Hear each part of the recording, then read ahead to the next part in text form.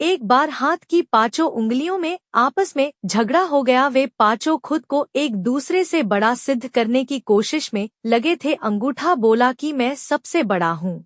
उसके पास वाली उंगली बोली मैं सबसे बड़ी हूँ।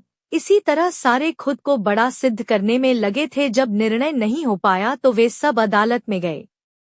न्यायाधीश ने सारा माजरा सुना और उन पांचों से बोला कि आप लोग सिद्ध करो कि कैसे तुम सबसे बड़े हो। अंगूठा बोला मैं सबसे ज्यादा पढ़ा लिखा हूँ, क्योंकि लोग मुझे हस्ताक्षर के स्थान पर प्रयोग करते हैं। पास वाली उंगली बोली कि लोग मुझे किसी इंसान की पहचान के तौर पर इस्तेमाल करते हैं। उसके पास वाली उंगली ने कहा कि आप लोगों ने मुझे नापा नहीं, अन्यथा मैं ही सबसे बड़ी हूँ। उसके पास वाली उंगली बोली मैं सबसे ज्यादा अमीर हूँ, क्योंकि लोग हीरे और जवाहरात और अंगूठी मुझी में पहनते हैं। इसी तरह सभी ने अपनी अलग अलग प्रशंसा की। न्यायाधीश ने अब एक रसगुल्ला मंगाया और अंगूठे से कहा कि इसे उठाओ।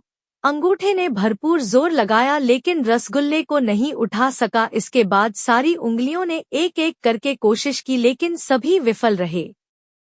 अंत में न्यायाधीश ने सबको मिलकर रसगुल्ला उठाने का आदेश दिया तो झट से सबने मिलकर रसगुल्ला उठा दिया।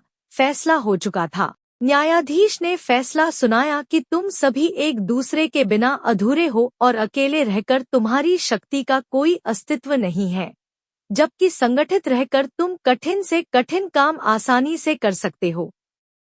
तो मित्रों, संगठन में बहुत शक्ति होती है। यही इस कहानी की शिक्षा है। एक अकेला चना कभी भाड़ नहीं फोड़ सकता।